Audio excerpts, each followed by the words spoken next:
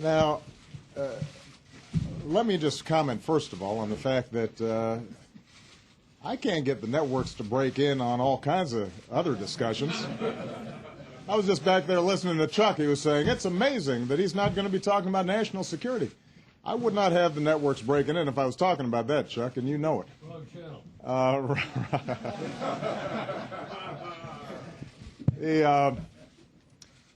As many of you have been briefed, we provided additional information today about the site of my birth. Now, this issue has been going on for two and a half years now. I think it started during the campaign. And I have to say that over the last 2.5 years, I have watched with bemusement. I've been puzzled at the degree to which this thing just kept on going. We've had every official in Hawaii, Democrat and Republican, every news outlet that has investigated this, confirm that, yes, in fact, I was born in Hawaii, August 4th, 1961, in Kapiolani Hospital. We've posted the certification that is given by the state of Hawaii on the internet for everybody to see. People have provided affidavits that they, in fact, have seen this birth certificate, and yet this thing just keeps on going. Now, normally, I would not comment on something like this because obviously there's a lot of stuff swirling in the press at any given day, and I've got other things to do. But 2 weeks ago, when the Republican House had put forward a budget that will have huge consequences potentially to the country, and when I gave a speech about my budget and how I felt that we needed to invest in education and infrastructure and making sure that we had a strong safety net for our seniors, even as we were closing the deficit, during that entire week, the dominant news story wasn't about these huge monumental choices that we're going to have to make as a nation. It was about my birth certificate. And that was true on most of the news outlets that were represented here. And so I just want to make a larger point here. We've got some enormous challenges out there. There are a lot of folks out there who are still looking for work.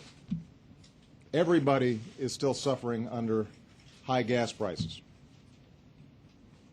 We're going to have to make a series of very difficult decisions about how we invest in our future, but also get a hold of our deficit and our debt. How do we do that in a balanced way?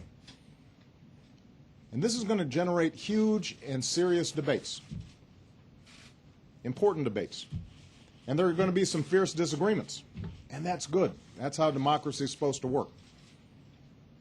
And I'm confident that the American people and America's political leaders can come together in a bipartisan way and solve these problems. We always have. But we're not going to be able to do it if we are distracted. We're not going to be able to do it if we spend time vilifying each other. We're not going to be able to do it if we just make stuff up and pretend that facts are not facts. We're not going to be able to solve our problems if we get distracted by sideshows and carnival barkers. We live in a serious time right now, and we have the potential to deal with the issues that we confront in a way that will make our kids and our grandkids and our great-grandkids proud. And I have every confidence that America in the 21st century is going to be able to come out on top just like we always have. But we're going to have to get serious to do it. Now, I know that there's going to be a segment of people for which, no matter what we put out, this issue will not be put to rest. But I'm speaking to the vast majority of the American people, as well as to the press. We do not have time for this kind of silliness. We got better stuff to do. I've got better stuff to do. We've got big problems to solve, and I'm confident we can solve them, but we're going to have to focus on them, not on this. Thanks very much, everybody.